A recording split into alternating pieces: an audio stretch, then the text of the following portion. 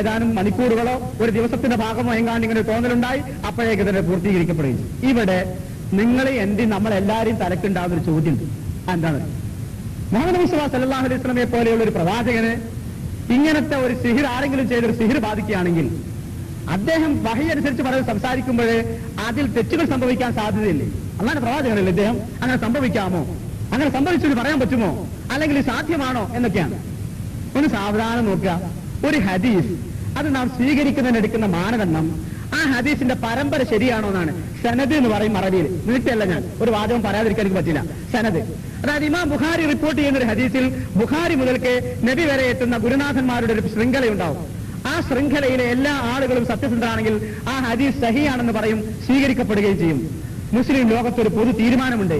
സഹീഹുൽ ബുഖാരിയിലും സഹീഹുൽ മുസ്ലിമിലും റിപ്പോർട്ട് ചെയ്യപ്പെട്ട എല്ലാ ഹദീസുകളും സഹീഹാണ്, സ്വീകാര്യോഗ്യമാണ്, എല്ലാ ഹദീസുകളും. എന്നാൽ സഹീഹുൽ ബുഖാരിയിൽ ബുഖാരിയുടെ അഭിപ്രായങ്ങളുണ്ട്. പരമ്പര കൂടാതെ റിപ്പോർട്ട് ചെയ്യപ്പെട്ട വരികളുണ്ട്, അവയെ പറ്റിയല്ല.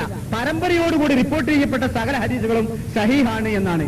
അതുകൊണ്ട് ഈ ഹദീസ് പരമ്പര അടിസ്ഥാനത്തിൽ സഹീഹാണ്. ബുഖാരിയും ഈ ഹദീസ് ഉദ്ധരിക്കുന്നു, മുസ്ലിമും ഉദ്ധരിക്കുന്നു. രണ്ടുപേരും കൂടി ഉദ്ധരിച്ച ഹദീസ് സഹീഹാണ്. പരമ്പര പ്രകാരം ഈ ഹദീസ് തള്ളിക്കളയാൻ പറ്റില്ല. പിന്നെ നോക്കാനുള്ള ഖുർആനെതിരാണോ ഒരു ഹദീസ് എന്നാ. ഖുർആനിൽ പറഞ്ഞതിനെതിരായിട്ടൊരു ഹദീസ് വന്ന ഹദീസ് സ്വീകരിക്കേണ്ടതാണ്. ഖുർആനിൽ പറഞ്ഞില്ലേ, അവർ ആക്ഷേപം പറഞ്ഞില്ലേ നബിക്ക് സിഹിർ പറ്റിയിട്ടുണ്ട്. അതാ മുശ്രിക്കുകൾ പറഞ്ഞു നബിക്ക് സിഹിർ പറ്റിയിട്ടുണ്ട്, അങ്ങനത്തെ ഒരാളാണ്. പിന്നെ നമ്മൾ കുറെ കാലം കഴിഞ്ഞിട്ട് പറഞ്ഞു നബിക്ക് സിഹിർ പറ്റി എന്ന് പറഞ്ഞാൽ അത് യോജിച്ചു വരില്ലേ എന്നാണ്. ഒരു വ്യത്യാസമുണ്ട്. മക്ക മുശ്രിക്കുകൾ നബി സല്ലല്ലാഹു അലൈഹി വസല്ലമയെ പറ്റി സിഹിർ പറ്റി എന്ന് പറഞ്ഞത് മക്ക ജീവിത കാലഘട്ടത്തിലാണ്. ഈ സംഭവം നടക്കുന്നത് മദീനയിൽ വെച്ചാണ്. എന്ന് വെച്ചാൽ നബിയെ പറ്റി സാഹിർ എന്നോ ഖുർആനെ പറ്റി സിഹിർ എന്ന ആക്ഷേപം ഒരു മുശ്രിക്കും പറയാതെ അതൊക്കെ അവസാനിപ്പിച്ച ഒരു കാലഘട്ടം. അങ്ങനെ ഉണ്ടല്ലോ ചില ആക്ഷേപം ചില ആളുകൾക്ക് നേരെ ഉന്നയിച്ചു. അല്ലാഹുവിന്റെ റസൂലിനെ സിഹിർ ബാധിച്ചു എന്ന് വാദിക്കുന്നവൻ, ആ രീതിയിൽ പ്രവാചകനെ ഉപമിക്കുന്നവൻ പിഴച്ചു പോകുമെന്ന ഖുർആൻ പറഞ്ഞത്. ഞങ്ങളാരും പറഞ്ഞതല്ല. റസൂലുള്ളാഹിക്ക് സിഹിർ ബാധിച്ചു എന്ന് വാദിക്കുന്ന ആളുകളെ കുറിച്ച് പരിശുദ്ധ ഖുർആൻ പറഞ്ഞ എന്താ നിങ്ങൾ? അവര് വഴിപിഴച്ചവരാണ്. ഒരിക്കലും നേർമാർഗം പ്രാപിക്കാൻ അവർക്ക് സാധ്യമല്ല. ഖുർആൻ ഏറ്റവും മോശപ്പെട്ട വർണ്ണന പറഞ്ഞ രണ്ടു കൂട്ടരെ പറ്റിയാ. കഴുതാന്നും വിളിച്ചു, നായേന്നും വിളിച്ചു. ഞാൻ അങ്ങനെ പറയുമ്പോൾ ഖുർആനെ പറ്റി മോശപ്പെട്ടൊരു വിചാരം വിചാരിക്കണ്ട. ഇന്റെ വാക്കിന്റെ മോശാന്ന് വിചാരിച്ചാൽ മതി. വളരെ മാന്യായിട്ടാ ഖുർആൻ പറഞ്ഞേ. കഴുതയുടെ പുറത്ത് ഗ്രന്ഥം കെട്ടിക്കൊടുത്ത് കഴുതയ്ക്ക് യാത്രയാക്കിയാൽ കഴുത ഡോക്ടർ ആവുമോ?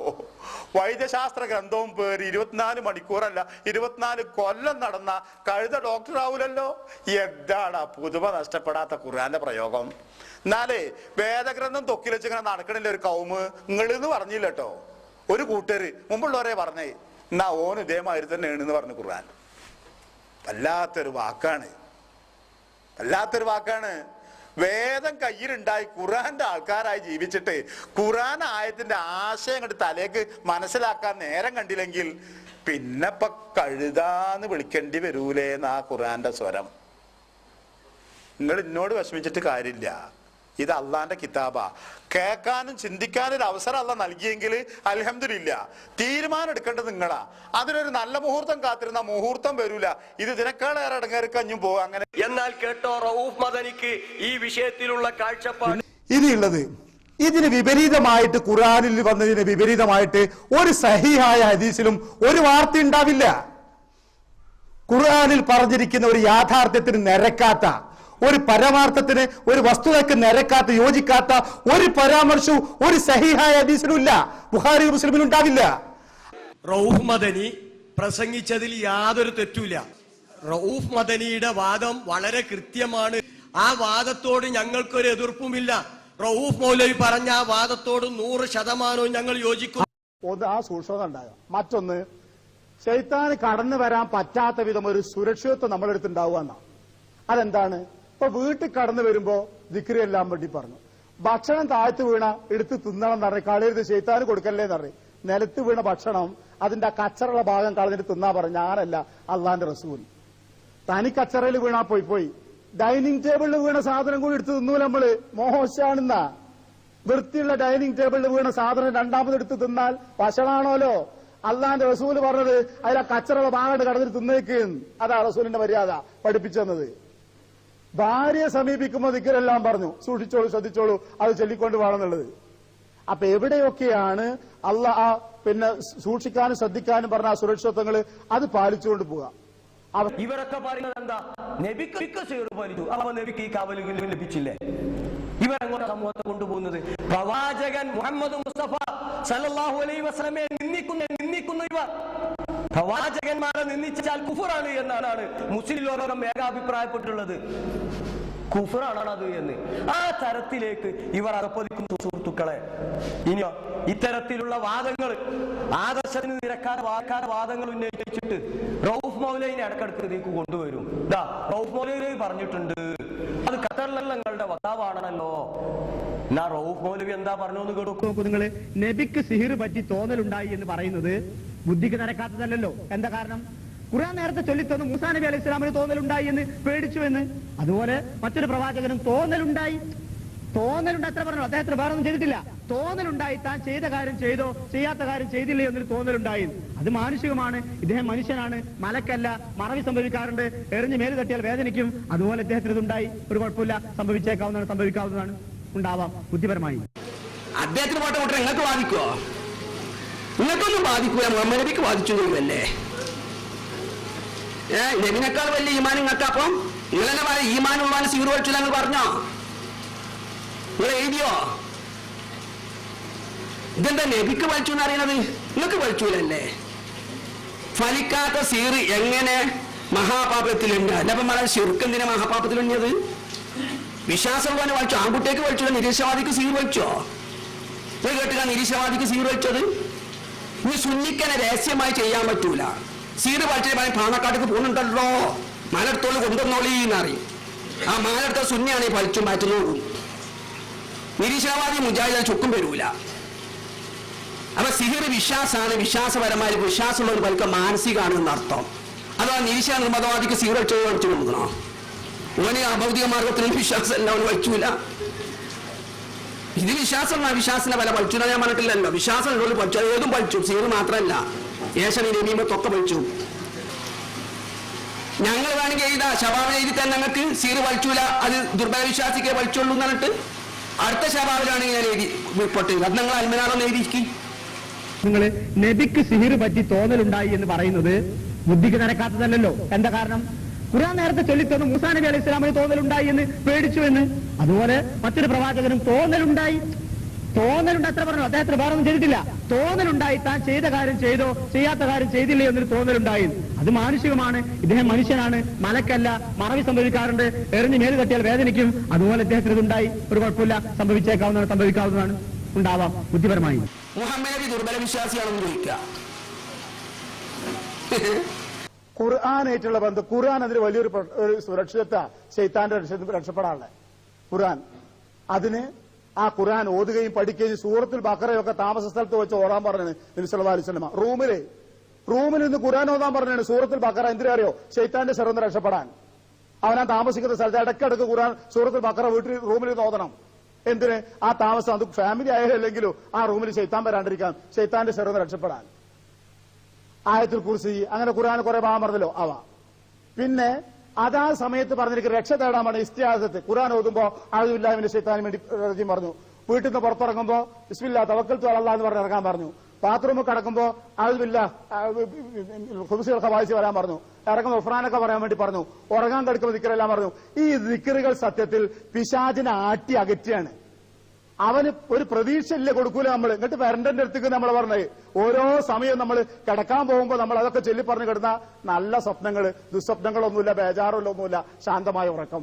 അപ്പോ ആ അർത്ഥത്തിൽ ഈ പറഞ്ഞ വിഷയങ്ങളുടെ വീക്ഷണത്തിൽ പിന്നെ അവലംബം വെച്ചുകൊണ്ട് ജീവിതത്തിന്റെ എല്ലാ സമയത്തും ഒരു ബോധം ഉണ്ടാവുക നമുക്ക്. എനിക്കത്രേ ഉള്ളൂ, ഒരു ബോധം ഇങ്ങനെ ഒരുത്തൻ നമ്മളെ കൂടെ ഒക്കെ ഉണ്ട് എന്ന്. എന്താ മനസ്സിലായത്? പിശാചിന്റെ ഉപദ്രവം ഇല്ലാതിരിക്കാൻ എന്തൊക്കെ വേണ്ടത്? ശിർക്ക് ചെയ്യാൻ പാടില്ല, അള്ളാഹുവിൽ തവക്കുൽ ചെയ്യണം, നല്ല ഈമാൻ വേണം, പിശാചിന് ഇഷ്ടപ്പെട്ട ഒരു പ്രവർത്തനവും ചെയ്യാൻ പാടില്ല. അതിന്റെ അടുത്ത വാചകം ഇനി ഞാൻ ഈ ഖുർആനിൽ വന്ന കാര്യങ്ങൾ ഒന്ന് പഠിക്കാൻ മെനക്കെട്ടോ നമ്മൾ 2 മിനിറ്റ്. എന്താ മനസ്സിലാവുക? സിഹിർ എന്നൊരു പറഞ്ഞ വസ്തുതയുണ്ട് എന്ന് ഖുർആൻ അംഗീകരിക്കുന്നു. പഠിക്കാനും പഠിപ്പിച്ചു കൊടുക്കാനും പറ്റുന്ന പറഞ്ഞാൽ ദീനിയായി അനുവദനീയം എന്നർത്ഥമില്ല, സാധിക്കുന്ന ഒരു വിജ്ഞാനം. എന്തെല്ലാം ഉൽമു മനുഷ്യന്മാർ അങ്ങോട്ടും ഇങ്ങോട്ടൊക്കെ ചെയ്യേണ്ടി ദുനിയാവില്. ആ കൂട്ടത്തിലൊരു ദുൽമ്, സിഹിർ കൊണ്ട് ദുൽമ ചെയ്യുക, അങ്ങനത്തെ ഒരു വിജ്ഞാനം, ഒരു അറിവ്, ഒരു സംഗതി ഉണ്ട് എന്ന് ഖുർആൻ അംഗീകരിക്കുന്നു. സിഹിർ ഇല്ല എന്ന് പറയാൻ നടക്കണ ഖുർആൻ അതുണ്ടെന്ന് പറയും. ഉണ്ട്, സംഗതി ഉണ്ട്, അങ്ങനെ കാര്യമുണ്ട്. സമാധാനമായിട്ടോ എന്ന് വിചാരിക്കണ്ട. നമ്മൾ വിചാരിച്ച എല്ലാം കൂടി തലയിലുണ്ട് എന്നല്ല, സിഹിറുണ്ട്. അടുത്ത വിഷയം പറഞ്ഞത് സിഹിറാണ്. സിഹിറിന്ന് രക്ഷ കിട്ടാൻ എന്തേ വേണ്ടതുള്ളൂ? പ്രാർത്ഥിക്കണം, അള്ളാഹുല് വിശ്വാസം വേണം, നല്ല ആദർശം വേണം, ആദർശ ശുദ്ധി വേണം. അതൊക്കെ ഉണ്ടെങ്കിൽ എന്തുണ്ടാവില്ല, സിഹിർ ബാധിക്കൂല, ഒരു അബദ്ധം ഉണ്ടാവില്ല, സിഹിർ കൊണ്ടുള്ള ഒരു ഉപദ്രവം ഏൽക്കേണ്ടി വരില്ല എന്ന് പ്രസംഗിക്കുകയും തൊട്ടുപറകെ മുഹമ്മദ് നബി സല്ലല്ലാഹു അലൈഹി വസല്ലമക്ക് വരെ സിഹിർ ബാധിച്ചു എന്ന് പറയുകയും ചെയ്യുമ്പോ എവിടെയാണ് നിൽക്കുന്നതെന്ന് കൂട്ടി വായിക്കാം. നോക്കൂ നിങ്ങൾ, നബിക്ക് സിഹിർ പറ്റി തോന്നലുണ്ടായി എന്ന് പറയുന്നത് ബുദ്ധിക്ക് നിരക്കാത്തതല്ലോ. എന്താ കാരണം? ഖുർആൻ നേരത്തെ ചൊല്ലിത്തന്നു മൂസാ നബി അലൈഹി സ്വലാമിന് തോന്നലുണ്ടായി എന്ന്, പേടിച്ചു എന്ന്. അതുപോലെ മറ്റൊരു പ്രവാചകനും തോന്നലുണ്ടായി എത്ര പറഞ്ഞു, അദ്ദേഹത്തിന് വേറെ ഒന്നും ചെയ്തിട്ടില്ല. തോന്നലുണ്ടായി, താൻ ചെയ്ത കാര്യം ചെയ്തോ ചെയ്യാത്ത കാര്യം ചെയ്തില്ലേ എന്നൊരു തോന്നലുണ്ടായി. അത് മാനുഷികമാണ്. ഇദ്ദേഹം മനുഷ്യനാണ്, മലക്കല്ല, മറവി സംഭവിക്കാറുണ്ട്, എറിഞ്ഞ് മേല് തട്ടിയാൽ വേദനിക്കും. അതുപോലെ ഇദ്ദേഹത്തിന് ഇതുണ്ടായി, ഒരു കുഴപ്പമില്ല, സംഭവിച്ചേക്കാവുന്നതാണ്, സംഭവിക്കാവുന്നതാണ്, ഉണ്ടാവാം ബുദ്ധിപരമായി. ഇതുവരെ ശിർക്കിലേക്കുള്ള പോക്കായിരുന്നു. ഇപ്പോൾ പ്രവാചകന്മാരെ താറടിച്ചു കാണിക്കുന്നതിലേക്കാണ് ഈ യാത്ര. തുടരുന്നു ആ യാത്ര, ബാക്കിയോട് കേട്ടു. പിന്നെ നോക്കാനുള്ള ഖുർആനെതിരാണോ ഒരു ഹദീസ് എന്നാണ്. ഖുർആനിൽ പറഞ്ഞതിനെതിരായിട്ടൊരു ഹദീസ് വന്ന് ഹദീസ് സ്വീകരിക്കേണ്ടതാണ്. ഖുർആനിൽ പറഞ്ഞില്ലേ, അവർ ആക്ഷേപം പറഞ്ഞില്ലേ നബിക്ക് സിഹിർ പറ്റിയിട്ടുണ്ട്. അതാ മുശ്രിക്കുകൾ പറഞ്ഞ നബിക്ക് സിഹിർ പറ്റിയിട്ടുണ്ട്, അങ്ങനത്തെ ആളാണെന്ന്. പിന്നെ നമ്മൾ കുറെ കാലം കഴിഞ്ഞിട്ട് പറഞ്ഞു നബിക്ക് സിഹിർ പറ്റി എന്ന് പറഞ്ഞാൽ അത് യോജിച്ചു വരില്ലേ എന്നാണ്. ഒരു വ്യത്യാസം. മക്ക മുശ്രിക്കുകൾ നബി സല്ലല്ലാഹു അലൈഹി വസല്ലമയെ പറ്റി സിഹിർ പറ്റി എന്ന് പറഞ്ഞത് മക്ക ജീവിത കാലഘട്ടത്തിലാണ്. ഈ സംഭവം നടക്കുന്നത് മദീനയിൽ വെച്ചാണ്. എന്ന് വെച്ചാൽ നബിയെ പറ്റി സാഹിർ എന്നോ ഖുർആനെ പറ്റി സിഹിർ എന്ന ആക്ഷേപം ഒരു മുശ്രിക്കും പറയാതെ അതൊക്കെ അവസാനിപ്പിച്ച ഒരു കാലഘട്ടം. അങ്ങനെ ഉണ്ടല്ലോ, ചില ആക്ഷേപം ചില ആളുകൾക്ക് നേരെ ഉന്നയിച്ചിട്ട് പിന്നെ ആക്ഷേപിക്കുന്നവരെന്ന് നിർത്തുന്നത്. അതേമാതിരി ഇപ്പോൾ ഈ സംഭവം നടക്കുന്ന കാലഘട്ടത്തിൽ, മക്കം ഫത്ത് അടക്കമുള്ള വിജയങ്ങളൊക്കെ കഴിഞ്ഞ കാലഘട്ടത്തിൽ നബിയെ പറ്റി ഒരാൾ പോലും സാഹിറാന്ന് പറയുന്നില്ല, നബിക്ക് സിഹിർ പറ്റി എന്ന് ആക്ഷേപിക്കുന്നില്ല, ഖുർആനെ പറ്റി ആരും സിഹിർ എന്ന് പറയാത്തൊരു കാലഘട്ടത്തിൽ ലേശം മണിക്കൂറുകൾ നേരം നബിക്കൊരു തോന്നൽ പോലെ ഉണ്ടായി എങ്കിൽ അത് ഖുർആനെതിരാവുന്നില്ല. ഇനി നോക്കാനുള്ളത് വഹിയിൽ വല്ല തകരാറും തെറ്റും വരില്ലെന്നാ. അത് റബ്ബ് കാത്തിട്ടുണ്ടല്ലോ, നീ ധൃതിപ്പെടേണ്ടതില്ല. ലാ തുഹർരിക് ബിഹി ലിസാനക ലിതഅജല ബിഹി ഇന്ന അലൈനാ ജംഅഹു വ ഖുർആന ഫഇദാ ഖറഅനാഹു ഫത്തബി ഖുർആന സുമ്മ ഇന്ന അലൈനാ ബയാന. നീ എന്തിനാ നാവിട്ട് ചലിപ്പിക്കുന്നത് വഹി വേഗം പഠിക്കാൻ വേണ്ടി? ഇത് എന്റെ മനസ്സിൽ ഒരുമിച്ച് കൂട്ടി തരിക എന്നതും ചൊല്ലി തരിക എന്നതും വിശദീകരിച്ചു തരിക എന്നതും എന്റെ ബാധ്യതയാണ്. വിശുദ്ധ ഖുർആൻ കേടുകൂടാതെ നബി സല്ലല്ലാഹു അലൈഹി വസല്ലം മനസ്സിൽ സ്വരൂപിക്കുന്നതും നബി ഇത് പഠിച്ച് പറഞ്ഞു കൊടുത്ത് പ്രചരിപ്പിക്കുകയും പഠിപ്പിക്കുകയും ചെയ്യാന്നുള്ളത് പടച്ചോൻ ഏറ്റെടുത്ത കാര്യമാണ്. അതിന് തെറ്റുപറ്റില്ല. വല്ലാഹു യസ്മും, അള്ളാഹു കാക്കും. അതുകൊണ്ട് അവിടെ ഒരു തെറ്റും പറ്റില്ല. അള്ളാന്റെ റസൂലിന് വരെ സിഹിർ ബാധിച്ചിട്ടുണ്ട് തുടങ്ങിയുള്ള ഒരുപാട് ആരോപണങ്ങൾ, അതിനൊക്കെ ചില വാറോലകൾ തെളിവുദ്ധരിച്ച് ആളുകളെ ഇപ്പോ വശത്താക്കണ പണിയാണ് വേറെ ഒരു ഭാഗത്ത് നടക്കുന്നത്. എന്താണെന്നറിയോ, ഹദീസ് ബുഖാരി ഒക്കെ ഒന്ന് എടുത്തപ്പോഴെങ്കിലും ഒന്ന് എടുത്ത് മറിച്ചു നോക്കൂ, എത്രയാ ചർച്ച, എന്താണ് ഈ കാണാപ്പോൾ. അദ്ദേഹം ആ പുസ്തകത്തിന്റെ തലക്കൽ പറയുന്നുണ്ട്, 16 വർഷം കൊണ്ടാണ് ഞാൻ ഈ പുസ്തകത്തിന്റെ ക്രോഡീകരണം പൂർത്തിയാക്കിയത്. 16 വർഷം. ഓരോ ഹദീസും ഞാൻ എന്റെ കോപ്പിയിൽ നിന്ന് ഇതിലേക്ക് പകർത്തി എഴുതുമ്പോൾ 2 റക്കത്ത് നിസ്കരിച്ച് പഠിച്ചവനോട് ദ്വാരത്തിട്ടാണ് ആൾ എഴുതി. എത്ര റക്കത്ത് ആ മനുഷ്യൻ നിസ്കരിച്ചിട്ടുണ്ടാവും? ഓരോ ഹദീസ് പടച്ചോടെ ഇതിന് തെറ്റു വന്നാൽ ഒരു സമുദായം ഒന്നായിട്ടുള്ള തെറ്റുക സംഭവിക്കരുതേ റബ്ബേൻ. എന്താ ഈ സൂക്ഷ്മതരങ്ങള്? നേരത്തെ എഴുതി വെച്ച ഗ്രന്ഥങ്ങളിൽ നിന്നും അവനാണ് അധ്യാപകന്മാർ പഠിപ്പിച്ചെന്ന പാഠങ്ങളിൽ നിന്നും പഠിച്ചതിന് പുറമെ അന്ന് ഹദീസ് പാഠമുള്ള ആളുകൾ അരികിലൊക്കെ പോയി ചൊല്ലിപ്പഠിച്ചിട്ട് ഇത് ഉറപ്പ് വരുത്തിയിട്ട് അവർ ഹദീസുകൾ ക്രോഡീകരിച്ചത്. അങ്ങനെ ഇമാം ബുഖാരി, മുസ്ലിം, അബൂദാവൂദ്, തിർമിദി, ഇബ്നു മാജ, നസായി 6 പ്രസിദ്ധമായ ഹദീസിന്റെ ഗ്രന്ഥങ്ങൾ പിൽക്കാലങ്ങളിൽ ക്രോഡീകരിക്കപ്പെട്ടു. ഒരൊറ്റ ഹദീസ് പോലും നഷ്ടപ്പെടാതെ, പ്രവാചകന്റെ ഒരു വചനം പോലും നഷ്ടപ്പെടാതെ. അറിയോ നിങ്ങള്, മനുഷ്യ ചരിത്രത്തില് ഇത്ര വലിയൊരു സാഹസവും ത്യാഗവും പ്രവാചകന്റെ അനുയായികൾ പ്രവാചകന് വേണ്ടി ചെയ്തതല്ലാതെ ഒരു മഹാനും ഈ ദുനിയാവ് കിട്ടിയിട്ടില്ല, ഒരു സമുദായവും ചെയ്തിട്ടില്ല. അത്ര വലിയ പാരമ്പര്യത്തിന്റെ ആൾക്കാരാണ് നമ്മള്. ആ പാരമ്പര്യം തിരിച്ചറിയാത്തവർ ആ പാരമ്പര്യത്തെ പുച്ഛിക്കുന്നു എന്നുള്ളതാ നമ്മുടെ കഷ്ടകാലം. ഇതൊന്ന് മനസ്സിലാക്കുക, ഓർമ്മയിൽ വെക്ക്. ഒരു വലിയ മഹാപാരമ്പര്യമുണ്ട് ഈ വിഷയത്തിൽ. ഇത് പറയാനാണ് ഞാനിത് വന്നത്. ആ ഖുർആനേക്കാൾ സ്വഹീഹായ ഒരു ഹദീസ് ഉണ്ടാകുമെന്ന് നമ്മൾ വിശ്വസിക്കുന്നില്ല.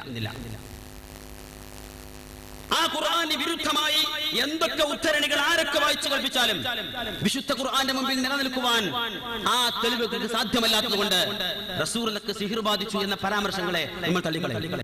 ഇനിയുള്ളത്, ഇതിന് വിപരീതമായിട്ട് ഖുർആനിൽ വന്നതിന് വിപരീതമായിട്ട് ഒരു സഹീഹായ ഹദീസിലും ഒരു വാർത്ത ഉണ്ടാവില്ല.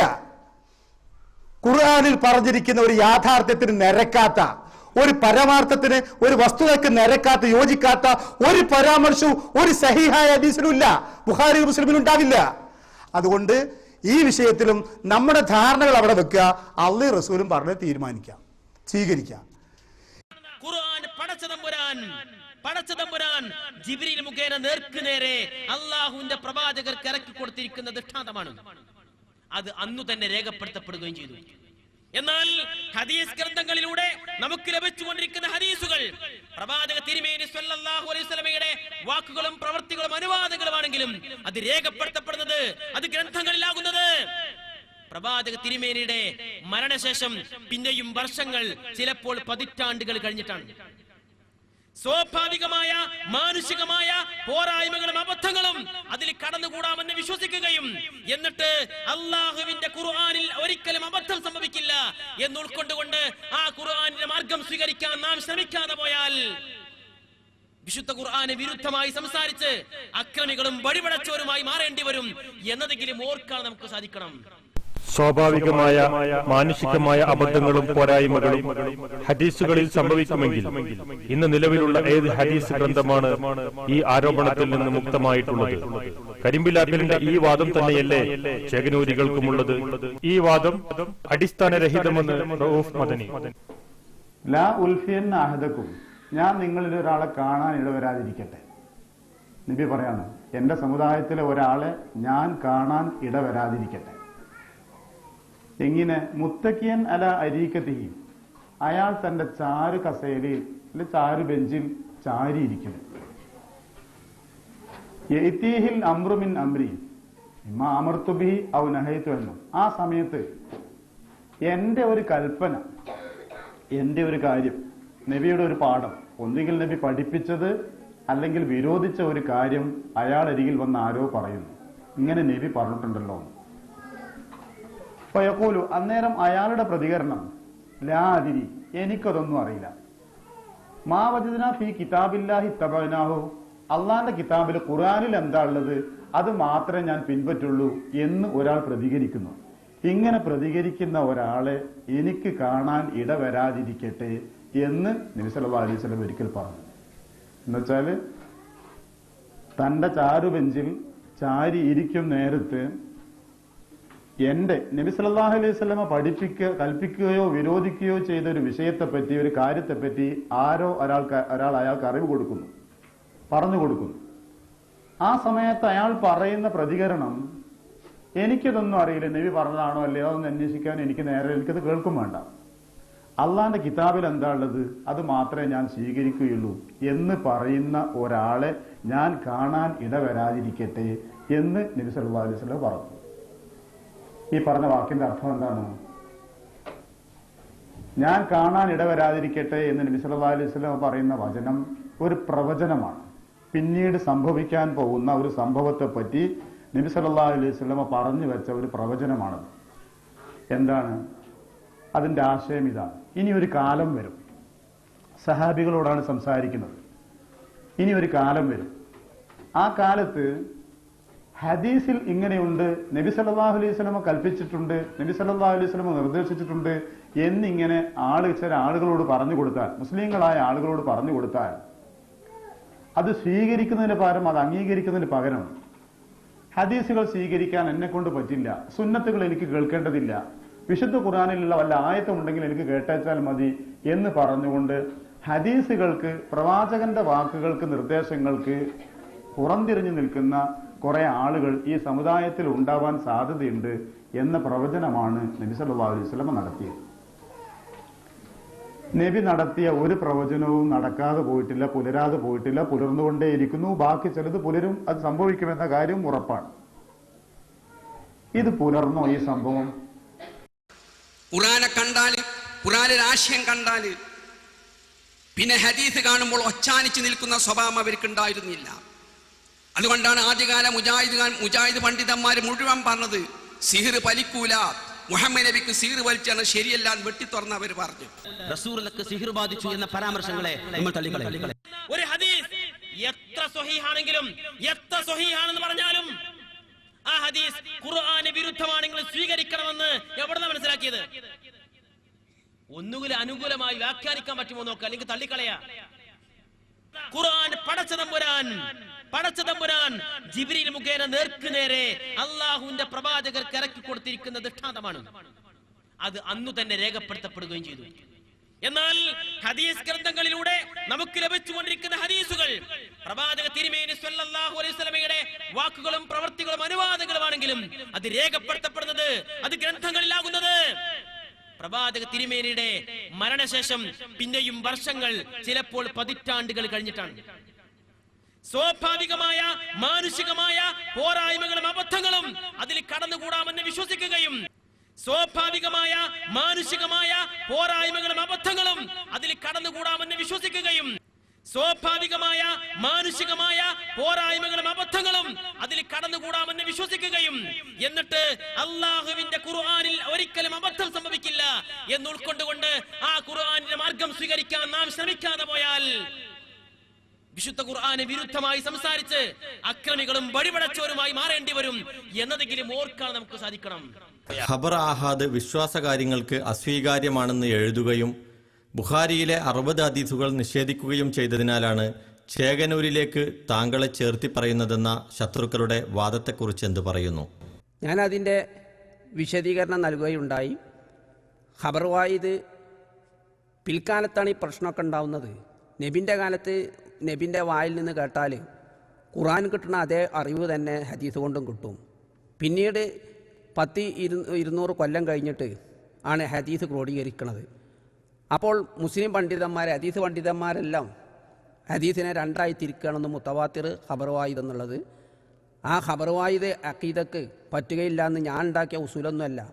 നബി സല്ലല്ലാഹു അലൈഹി വസല്ലം കാലഘട്ടത്തിൽ തന്നെ ഹദീസിന്റെ ക്രോഡീകരണം ആരംഭിച്ചിരിക്കുന്നു, എഴുത്ത് ആരംഭിച്ചിരിക്കുന്നു. എന്നിട്ട് പിൻതലമുറകളിൽ അത് ആവർത്തിച്ചു. ഔദ്യോഗികമായി അതിന്റെ പ്രവർത്തനങ്ങൾ ആരംഭിക്കുന്നത് ഉമർ ബിൻ അബ്ദുൽ അസീസ് റഹ്മത്തുള്ളാഹി കാലഘട്ടത്തിന് മുമ്പാണ്. അപ്പൊ 2 നബി മരിച്ചൊരു 200 കൊല്ലങ്ങൾക്ക് ശേഷം സാഹസപ്പെട്ട് എഴുതിയുണ്ടാക്കിയതല്ല. ജീവിച്ചിരിക്കുന്ന സമയത്ത് തന്നെ പറയുകയും പഠിക്കുകയും എഴുതി വെക്കപ്പെടുകയും ചെയ്ത, പിന്നീട് അത് സ്വാഭാവികമായും എഴുതി വന്ന ഒരു ഗ്രന്ഥത്തിന്റെ പൂർത്തീകരണങ്ങൾ മാത്രമാണ് ഇമാം ബുഖാരിയിലൂടെയും മുസ്ലിമിലൂടെയും സംഭവിക്കുന്നത് എന്ന് തിരിച്ചറിയാം. നാം സാധാരണ ധരിച്ചു വെച്ചിരിക്കുന്ന ഒരു ധാരണ അത് തിരുത്തുന്നില്ല. നബി സല്ലല്ലാഹു അലൈഹി വസല്ലം കാലഘട്ടത്തിൽ സുന്നത്തുകൾ തീരെ രചിക്കപ്പെട്ടില്ല, എഴുതി വെച്ചില്ല, ഖുർആൻ മാത്രമേ എഴുതി വെച്ചിട്ടുള്ളൂ എന്നൊരു ധാരണ ലേശം വിവരമുള്ളവരെയൊക്കെ സ്വാധീനിച്ചു കാണും. ഞാനതിനെ ധാരണ എന്ന് പറയാൻ കാരണം അതിൽ അബദ്ധമുള്ളത് കൊണ്ടാണ്. ഹദീസ് ഗ്രന്ഥങ്ങളിലൂടെ നമുക്ക് ലഭിച്ചുകൊണ്ടിരിക്കുന്ന ഹദീസുകൾ പ്രവാചക തിരുമേനി സ്വല്ലല്ലാഹു അലൈഹി വസല്ലമയുടെ വാക്കുകളും പ്രവൃത്തികളും അനുവാദങ്ങളുമാണെങ്കിലും അത് രേഖപ്പെടുത്തപ്പെടുന്നത്, അത് ഗ്രന്ഥങ്ങളിലാകുന്നത് പ്രവാചക തിരുമേനിയുടെ മരണശേഷം പിന്നെയും വർഷങ്ങൾ, ചിലപ്പോൾ പതിറ്റാണ്ടുകൾ കഴിഞ്ഞിട്ടാണ്. സ്വാഭാവികമായ മാനുഷികമായ പോരായ്മകളും അബദ്ധങ്ങളും അതിൽ കടന്നുകൂടാമെന്ന് വിശ്വസിക്കുകയും എന്നിട്ട് അള്ളാഹുവിന്റെ ഖുർആനിൽ ഒരിക്കലും അബദ്ധം സംഭവിക്കില്ല എന്ന് ഉൾക്കൊണ്ടുകൊണ്ട് ആ ഖുർആനിന്റെ മാർഗം സ്വീകരിക്കാൻ നാം ശ്രമിക്കാതെ പോയാൽ വിശുദ്ധ ഖുർആന് വിരുദ്ധമായി സംസാരിച്ച് അക്രമികളും വഴിപടച്ചോരുമായി മാറേണ്ടി വരും എന്നതെങ്കിലും ഓർക്കാൻ നമുക്ക് സാധിക്കണം. പിൽക്കാലത്താണ് ഈ പ്രശ്നമൊക്കെ ഉണ്ടാവുന്നത്. നബിൻ്റെ കാലത്ത് നബിൻ്റെ വായിൽ നിന്ന് കേട്ടാൽ ഖുർആൻ കിട്ടുന്ന അതേ അറിവ് തന്നെ ഹദീസ് കൊണ്ടും കിട്ടും. പിന്നീട് 100-200 കൊല്ലം കഴിഞ്ഞിട്ട് ആണ് ഹദീസ് ക്രോഡീകരിക്കുന്നത്. പിന്നീട് 100-200 കൊല്ലം കഴിഞ്ഞിട്ട് ആണ് ഹദീസ് ക്രോഡീകരിക്കുന്നത്. പിന്നീട് 100-200 കൊല്ലം കഴിഞ്ഞിട്ട് ആണ് ഹദീസ് ക്രോഡീകരിക്കുന്നത്. ഞാൻ നേരത്തെ പറഞ്ഞത് നബി സല്ലല്ലാഹു അലൈഹി വസല്ലം കാലഘട്ടത്തിൽ തന്നെ എഴുതി വെച്ചു. ആ എഴുത്തിന് സമ്പ്രദായങ്ങൾ ഉണ്ടായിരുന്നു. അത് പല നിലക്കും പിന്നെങ്ങനെ വിപുലപ്പെട്ടു വന്നു. അത് ഔദ്യോഗികമല്ല, പലരും പഠിച്ചറിഞ്ഞ് ബോധത്തോടെ സഹാബികളും താബികളും എഴുതിക്കൊണ്ടുവന്ന. സർക്കാർ നേരെ ഉത്തരവാദിത്തം ഏറ്റെടുത്തിട്ട് ഈ ഉത്തരവാദിത്തം ചെയ്യുന്നത് ഖലീഫ ഉമർ അബ്ദുൽ അസീസിന്റെ കാലഘട്ടത്തിലല്ല. ഉമർ അബ്ദുൽ അസീസിന്റെ കാലഘട്ടം 1-ാം നൂറ്റാണ്ട് കഴിയണം. 1-ാം നൂറ്റാണ്ട് അവസാനിക്കും മുമ്പേ നിങ്ങളിന്റെ കൂടെ വന്നേ പറ്റൂ. എന്തിനാണെന്നറിയോ? ഹദീസുകൾ പ്രവാചകൻ ഒരാൾ മരിച്ചിട്ട് 200 കൊല്ലത്തിന് ശേഷം അയാളെ പ്രവൃത്തികൾ എഴുതാൻ പഴക്കട്ട സംശയം തോന്നും. നമുക്ക് എന്ത് പറഞ്ഞാലും എന്തെങ്കിലും തെറ്റ് വന്നിട്ടുണ്ടാവും തോന്നും. 200 കൊല്ലം കഴിഞ്ഞിട്ടല്ല ഇതിനെ 100 കൊല്ലം കഴിയും മുമ്പേ പ്രവാചകൻ 10-ൽ മരിച്ച് 70-കളിലും 75-ലും തന്നെ ഒരു 10-50 വർഷം കേട്ട് പഠിച്ച ശിഷ്യന്മാർ അവിടെ ജീവിച്ചിരിക്കുന്നുണ്ട്. പ്രവാചകന്റെ ശിഷ്യന്മാർ മരിച്ചു തുടങ്ങിയില്ല. ആ സമയത്ത് തന്നെ എഴുതുന്നു. എന്താ സംഭവം പറയുന്നത്? അബ്ദുൽ അസീസിന്റെ ഉമർ ബിൻ അബ്ദുൽ അസീസിന്റെ പിതാവ് അബ്ദുൽ അസീസ് റഹ്മത്തുള്ളാഹി അലൈഹി അദ്ദേഹത്തിന്റെ ഗവർണറായ ഈജിപ്തിലെ പിന്നെ കുസൈർ ബിൻ മുറി എന്ന് പറയുന്ന പിന്നെ താബഈ പണ്ഡിതനൊരു കത്തെഴുതുന്നുണ്ട്.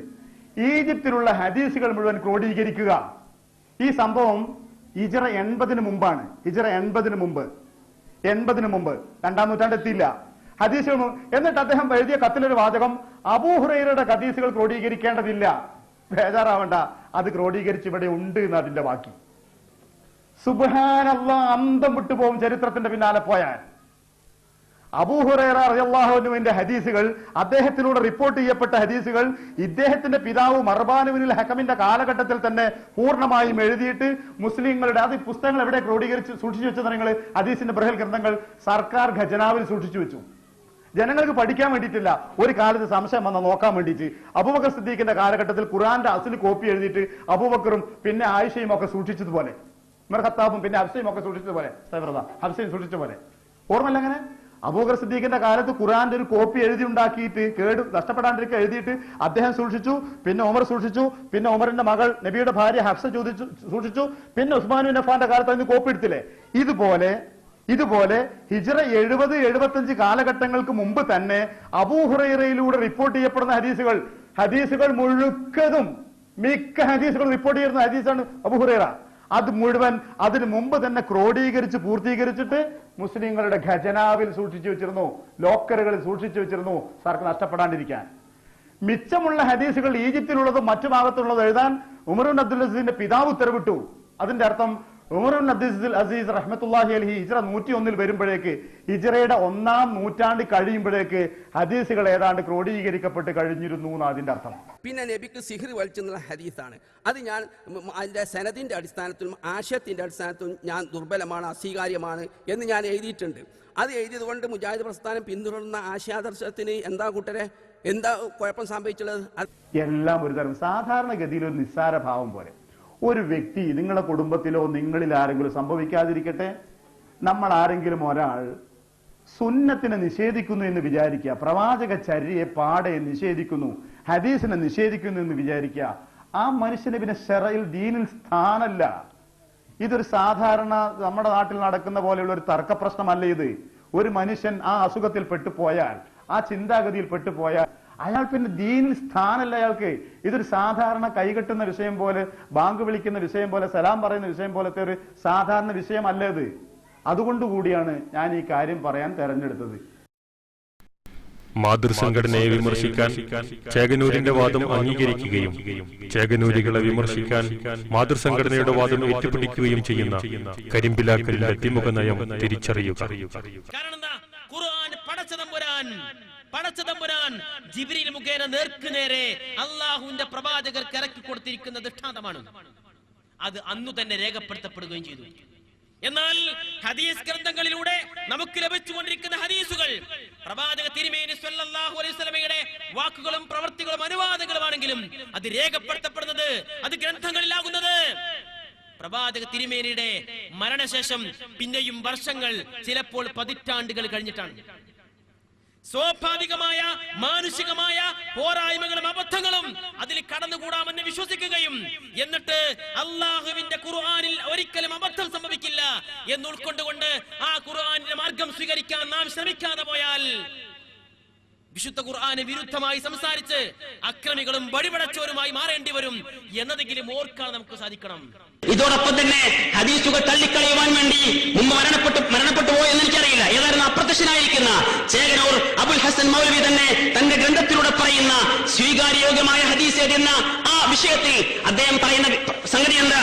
അള്ളാഹുവിന്റെ പ്രവാചകർ ഹദീസ് രേഖപ്പെടുത്തി വെക്കരുത് എന്ന് പഠിപ്പിച്ചിരുന്നു എന്നും ഉമർ ഖത്താബ് റസൂലിന്റെ മുമ്പിൽ അത് പ്രഖ്യാപിച്ചിരുന്നെന്നുമാണ്. എങ്കിൽ അവിടെ ഞങ്ങളുടെ മുമ്പിലുള്ള പ്രശ്നം അത് ഹദീസാണോ? ആണെങ്കിൽ ആ ഹദീസ് അങ്ങനെ സ്വീകാര്യമായി, റസൂലുള്ള ഈ ഒരു വിഷയം മാത്രം ഹദീസായി ഉദ്ധരിച്ചുവോ അത് നമുക്ക് സ്വീകരിക്കുവാൻ സാധിക്കുമോ?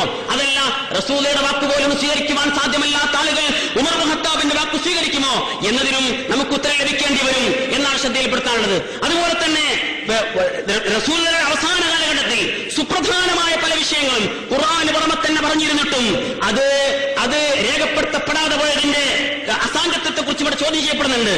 എന്നാൽ ഹദീസ് ഗ്രന്ഥങ്ങളിലൂടെ നമുക്ക് ലഭിച്ചുകൊണ്ടിരിക്കുന്ന ഹദീസുകൾ പ്രവാചക തിരുമേനി സ്വല്ലല്ലാഹു അലൈഹി വസല്ലമയുടെ വാക്കുകളും പ്രവൃത്തികളും അനുവാദങ്ങളുമാണെങ്കിലും അത് രേഖപ്പെടുത്തപ്പെടുന്നത്, അത് ഗ്രന്ഥങ്ങളിലാകുന്നത് പ്രവാചക തിരുമേനിയുടെ മരണശേഷം പിന്നെയും വർഷങ്ങൾ, ചിലപ്പോൾ പതിറ്റാണ്ടുകൾ കഴിഞ്ഞിട്ടാണ്.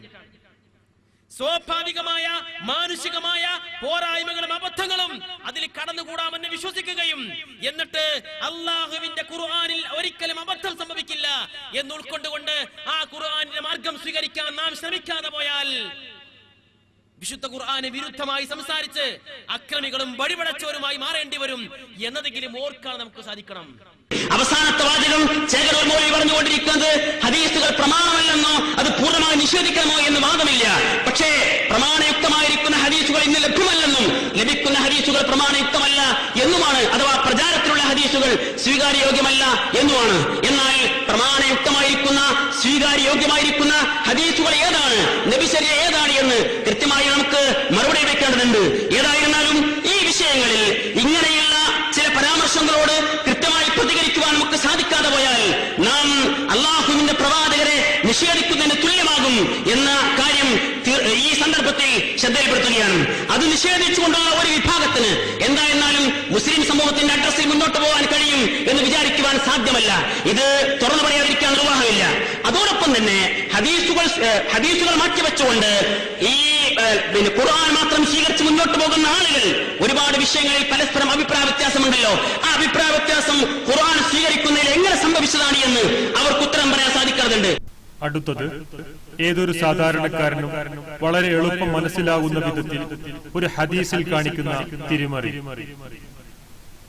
യുവത പ്രസിദ്ധീകരിച്ച എ അബ്ദുസലാം സുല്ലമിയുടെ തൗഹീദ് ഒരു സമഗ്ര വിശകലനം എന്ന പുസ്തകത്തിലെ 355-ാമത്തെ പേജിൽ കൊടുത്ത ഒരു ഹദീസിന്റെ ഭാഗമാണ് നിങ്ങൾ സ്ക്രീനിൽ കണ്ടുകൊണ്ടിരിക്കുന്നത്.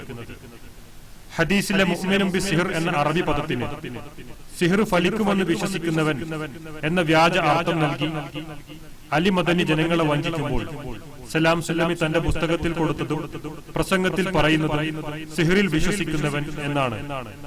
തന്റെ വാദം സമർത്ഥിക്കാൻ പ്രവാചകൻ സല്ലല്ലാഹു അലൈഹി വസല്ലമയുടെ ഹദീസിൽ പോലും കൈകടത്താൻ മടിക്കാത്തവർ എങ്ങോട്ടേക്കാണ് നമ്മളെ ക്ഷണിക്കുന്നതെന്ന് തിരിച്ചറിയുക. ഫലിക്കുമെന്ന് വിശ്വസിക്കുന്നവൻ സ്വർഗത്തിൽ പ്രവേശിക്കുകയില്ല. മുസ്നദ് അഹ്മദിൽ റിപ്പോർട്ട് ചെയ്തിട്ടുള്ള ഹദീസ് ഖാല റസൂലുള്ളാഹി സ്വല്ലല്ലാഹു അലൈഹി വസല്ലം ലാ യദ്ഖുലുൽ ജന്നത സാഹിബു ഖംസിൻ മുദ്മിനു ഖംറിൻ വലാ മുഅ്മിനുൻ ബിസിഹ്റിൻ വലാ ഖാതിഉ റഹ്മിൻ വലാ കാഹിനുൻ വലാ മന്നാനുൻ. റസൂലുള്ളാഹി പറഞ്ഞു, എന്താ പറഞ്ഞത്? സ്വർഗത്തിൽ പ്രവേശിക്കുകയില്ല 5 വിഭാഗം. ആരാണ്? മുദ്മിനു ഖംറിൻ, മുഴുകുടിയൻ, വലാ മുഅ്മിനുൻ ബിസിഹ്റിൻ, സിഹ്ർ ഫലിക്കുമെന്ന് വിശ്വസിക്കുന്നവൻ, വലാ മുഅ്മിനുൻ ബിസിഹ്റിൻ, സിഹ്ർ ഫലിക്കുമെന്ന് വിശ്വസിക്കുന്നവൻ, വലാ മുഅ്മിനുൻ ബിസിഹ്റിൻ, സിഹ്ർ ഫലിക്കുമെന്ന് വിശ്വസിക്കുന്നവൻ, വലാ മുഅ്മിനുൻ ബിസിഹ്റിൻ, സിഹ്ർ ഫലിക്കുമെന്ന് വിശ്വസിക്കുന്നവൻ.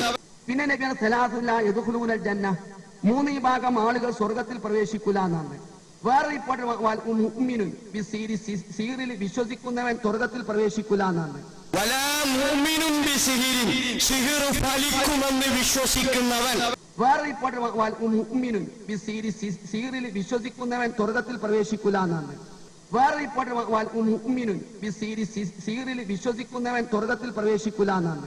വലാ മുഅ്മിനുൻ ബിസിഹ്റിൻ, സിഹ്ർ ഫലിക്കുമെന്ന് വിശ്വസിക്കുന്നവൻ.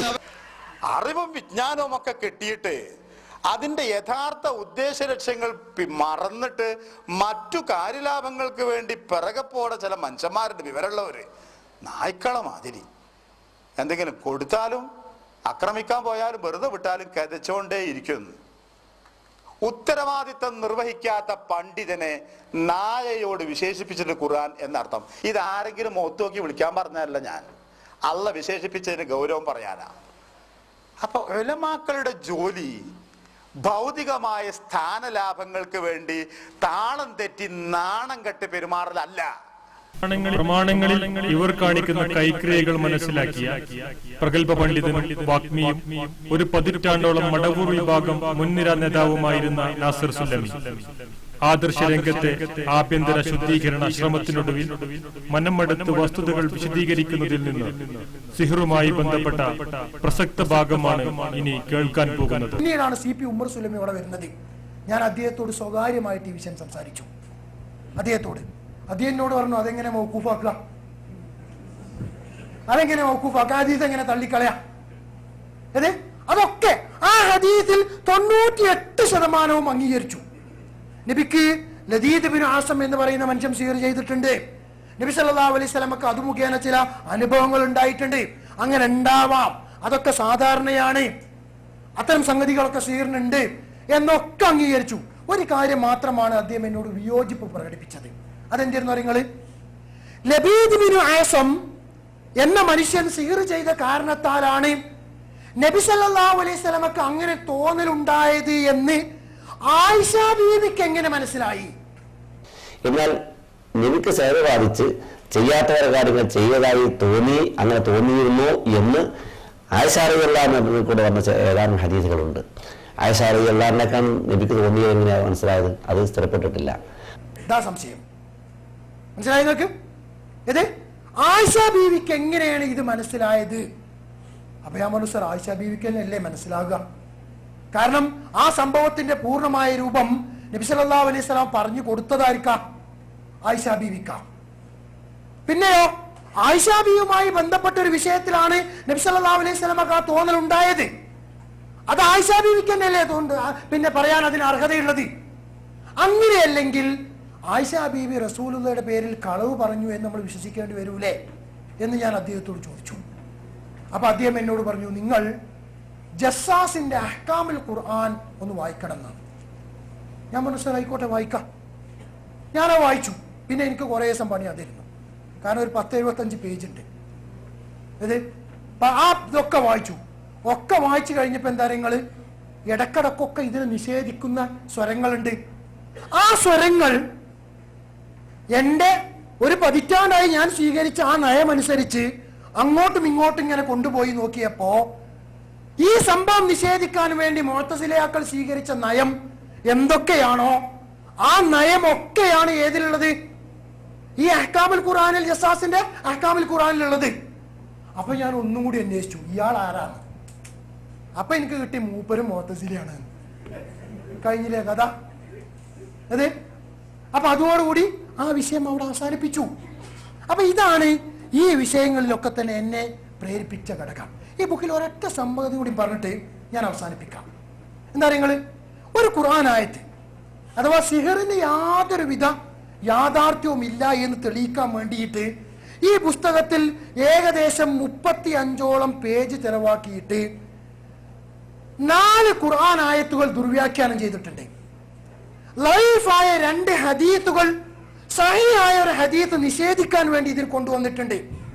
ഇമാം ഖുർത്തുബിയെയും ഇമാം ഇബ്നു കസീറിനെയും ഇമാം റാസിയെയും ഇമാം ഷൗക്കാനിയെയും ഒക്കെ അവർക്കില്ലാത്ത വാദങ്ങൾ അവരുടെ വാദമായി ഈ ബുക്കിൽ കൊണ്ടുവന്നിട്ടുണ്ട്.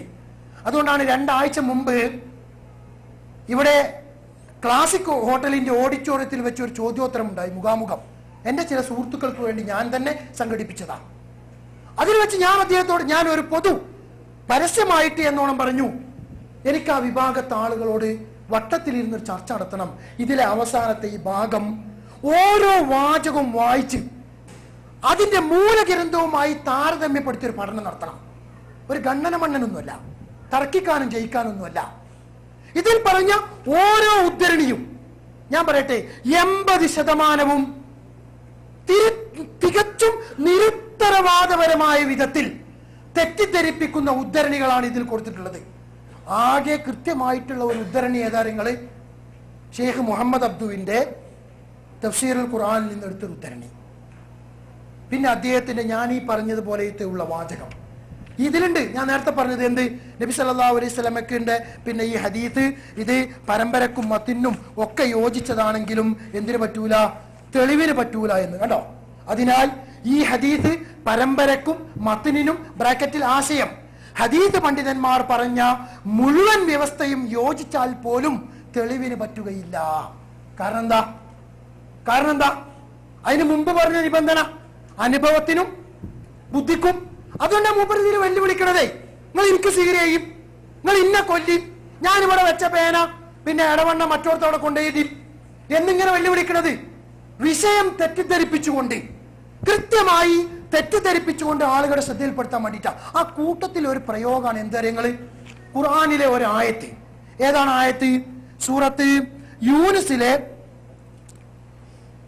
81-ാമത്തെ ആയത്ത്. മൂസാ നബി അലൈഹി സ്വലാത്തു വസ്സലാമയുടെ സംഭവമായി പറയുന്നതാണ്. ആ കൂട്ടത്തിൽ ഖുർആൻ പറയുന്ന ഒരു വാചകം, ഇന്നല്ലാഹ സയുബ്തിലുഹു, അഥവാ മൂസാ നബിന്റെ ആളുകൾ കൊണ്ടുവന്ന ആ മായാജാലത്തെ, ആ മാജിക്കിനെ അള്ളാഹു മൂസാ നബിക്ക് നൽകിയ മോജിസത്ത് കൊണ്ട് പരാജയപ്പെടുത്തും എന്നാണ് പറയുന്നത്. ആ ആയത്തിന് അദ്ദേഹം നൽകിയ അർത്ഥം ഒന്ന് ശ്രദ്ധിച്ചു.